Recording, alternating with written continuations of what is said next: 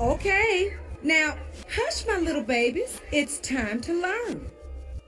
Now, can anyone tell me what the internet was and how it almost destroyed mankind in the year 2007? In our first episode, we looked at the early days of internet cinema, and we talked about the inescapable fact that it all starts with 9/11 conspiracies.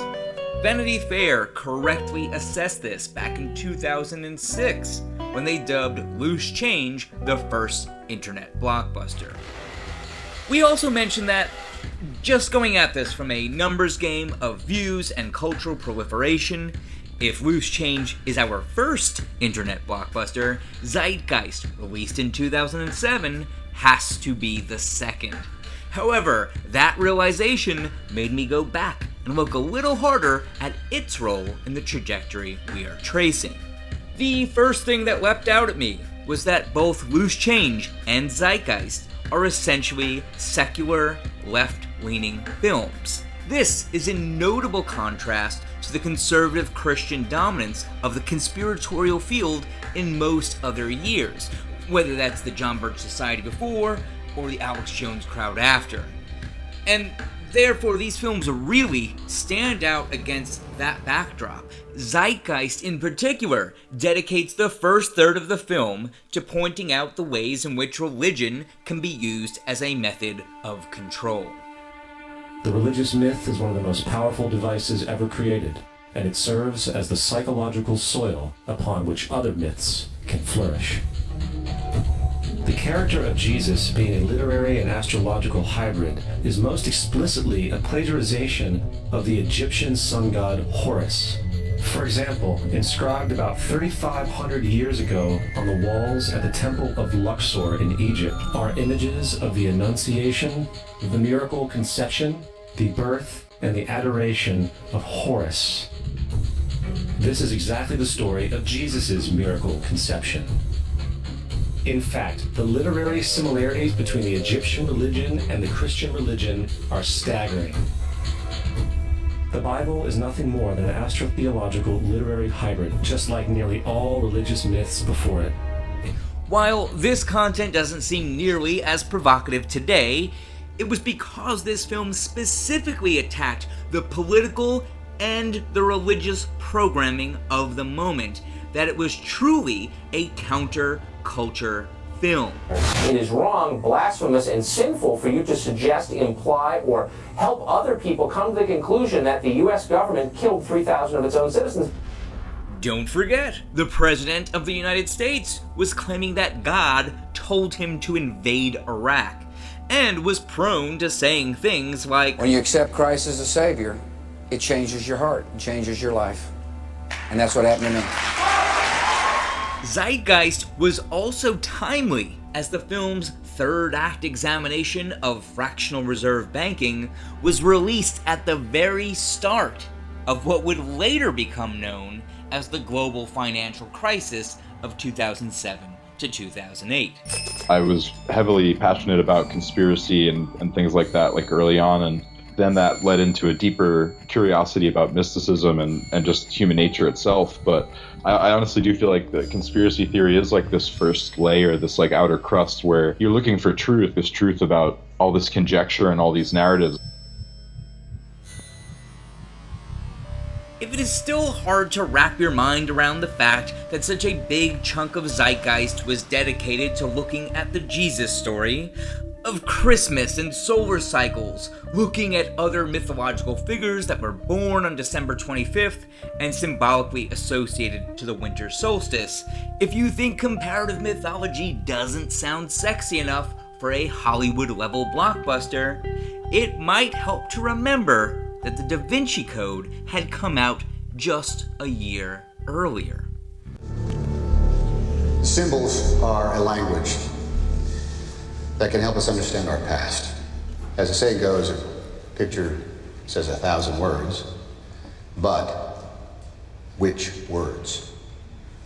Interpret for me, please, this symbol, first thing that comes to mind, anybody. Madonna and Child. Faith. Christianity. No, it's a pagan god Horus and his mother Isis centuries before the birth of Christ.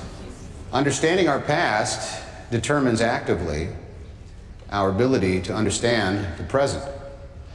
How do we penetrate years, centuries of historical distortion to find original truth?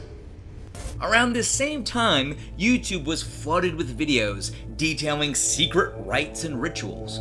People were getting turned on to the fact that there were all these weird symbols, owls and glowing eyes and whatnot.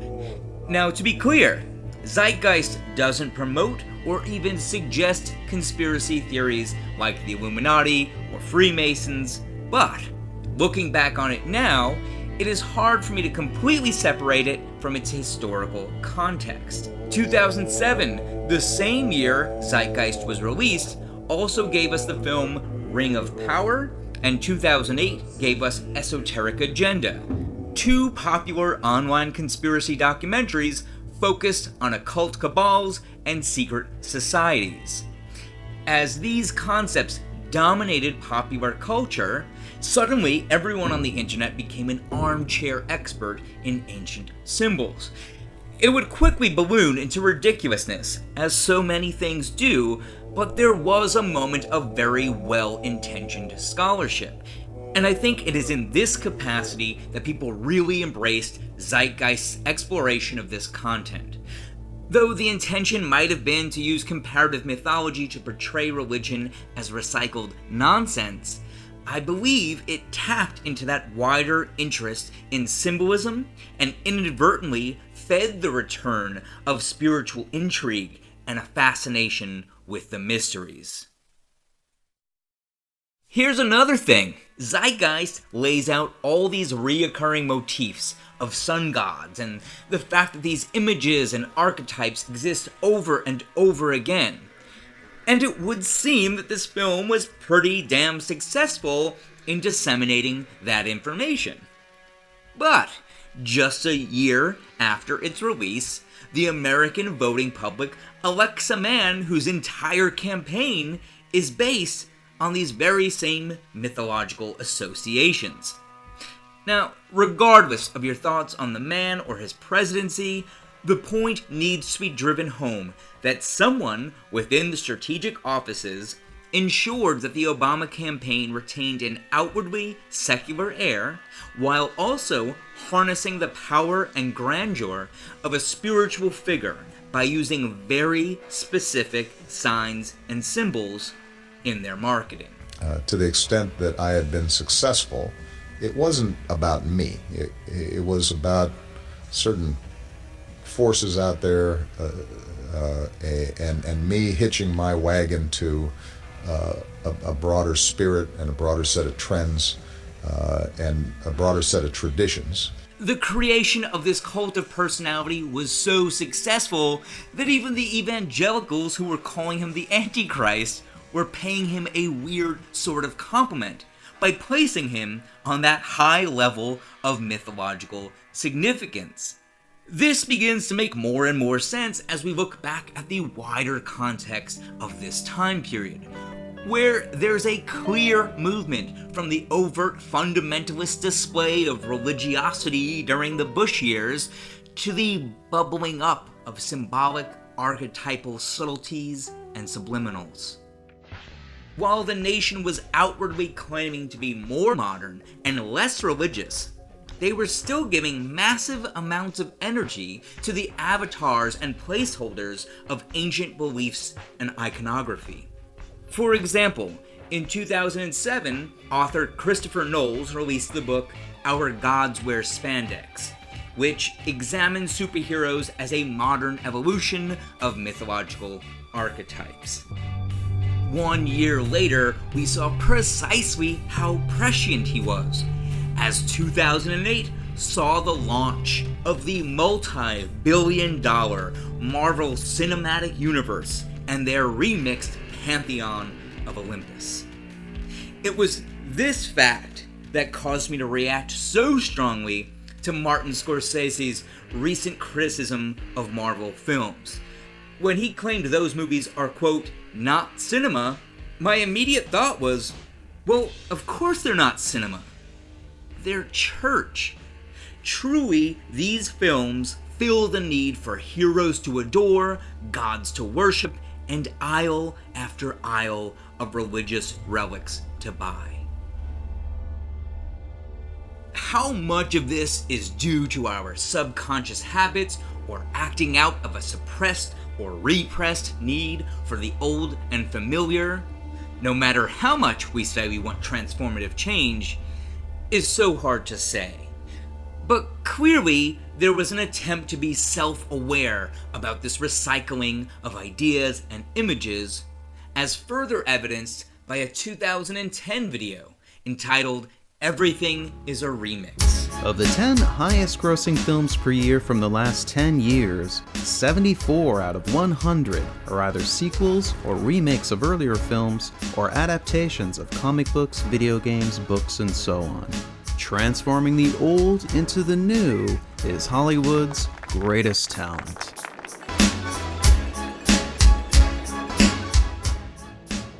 At this point, we've got 3 sequels to a film adapted from a theme park attraction. We've got a movie musical based on a musical which was based on a movie. We've got 2 sequels to a film that was adapted from an animated TV show based on a line of toys. Remix's central tenet, copy, transform, combine, gives us another lens with which to view all this. And I think that with its inclusion, we have enough context to address a story that touches on much of the material we've covered tonight. I had made the point that symbolism ruled the day in 2007 and 2008, and I think that a perfect example of this is the Obama campaign logo. It was wildly successful. No presidential campaign had ever made itself so literally iconic.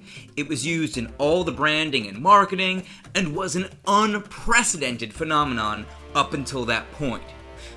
We could talk about the logo's use of solar imagery, going back to Zeitgeist again. I mean, for Christ's sake, the lead designer's name even means sun. That's right, Saul Sender, the creative director for the logo team, said, quote, "We were looking at the O of his name and had the idea of a rising sun and a new day. The sun rising over the horizon evoked a new sense of hope." So that's a total bullseye, no question. But there's another side to its iconography that caused a slight controversy at the time. See, shortly after Obama won the election, and his Rising Sun campaign logo became synonymous not only with progress, hope, and change, but now also synonymous with victory, well, Pepsi Cola redesigned their own logo, and people thought it a bit too similar to Obama's. A central issue in the debate is whether Pepsi ripped off the essence of Obama's campaign logo for its own new brand mark.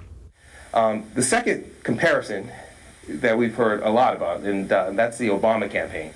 And, there's been a lot of discussion about the logo. And it makes a good news story, but I don't know if it's rooted in reality. And yet, even after the marketing chief of Pepsi gets up there and says, "No man, that's just a coincidence," they also went ahead and used the "Yes We Can" slogan. So, total bullshit. Just going for the ripoff, right? I mean, it's pretty clear that Pepsi is the one copying Obama. However, check out this interesting little interview I found. To the extent that I had been successful, it wasn't about me. It was about certain forces out there and me hitching my wagon to a broader spirit and a broader set of trends. And a broader set of traditions. And so when we came up with the phrase, "Yes, we can," which, again, to give you credit, I was a little skeptical of. It felt a little simplistic when we first started. But you didn't like the logo either, but and the logo, that's a different the discussion. logo I thought was a loser. It looked like the Pepsi logo. That's and what you said. It seems a That's little. what you said. Seems It a became little more corporate to me. iconic than the Apple insignia. So But- I'm glad we straightened this out. Okay, so Obama thought his logo looked like Pepsi's from the start. that means Pepsi is ripping off Team Obama, but only after they ripped Pepsi off first? The statement is that the Pepsi logo resembles the Obama logo, and that Pepsi kind of saw that and kind of latched onto it. President Obama was relatively unknown for a few years ago. His campaign started about 2 years ago. This logo he developed is probably about a year and a half old. We've been around for a long time, so I'm not sure who followed whom. It looked like the Pepsi logo. That's what you said. It's a bit silly and confusing, and this could easily become a conversation about corporate circle jerking, a modern version of zeitgeist-style appropriation of powerful cultural sigils. Or, if we wanted to be more generous, we could attribute it to Everything is a Remix's copy, transform, combine formula. But if it was just that, I probably wouldn't even mention it. The reason I am talking about it, and I do think this is so significant, is that looking back at this similarity made me realize how the same basic design motif was reused in 2016. You see, if Obama is Pepsi, and one was to compete with Obama, I wonder how one might choose to represent that visually. Might it look something like this? Pepsi and Coke. A surefire way of evoking a long-standing feud, voter bases, brand loyalty, and a clear indication of which side of the line you stand on. Maybe just a coincidence, but ungodly amounts of money have been spent on the marketing research that led to all of these logos. And I happen to suspect that accidents are less likely to occur at that level of spending. Whatever we might think of that example, whether intentional or not, it is just the tip of the iceberg. In 2011, I found a connection between these two campaigns. Something so weirdly specific, something that tied Obama and Trump together in such a deeply personal way that it radically impacted my view of everything I had studied before or after discovering it. And now, writing from a future point where we are looking at Trump in terms of impeachment, it is more significant than ever before. And that will be the subject of our next episode.